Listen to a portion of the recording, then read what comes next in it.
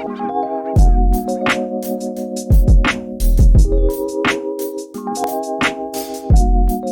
I'm here day 7 post-op hair transplant with Dr. Alexander.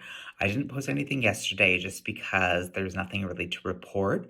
I was just doing the shampoo cleanse. So I was just mixing a cup of water with shampoo and pouring that over my head in the shower yesterday.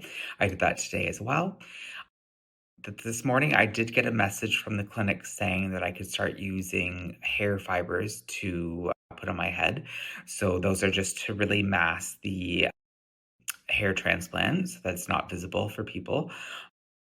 I've just been using a baseball cap for that, but that is a good option for people if they would prefer to use hair fibers. You can start doing that on day 7.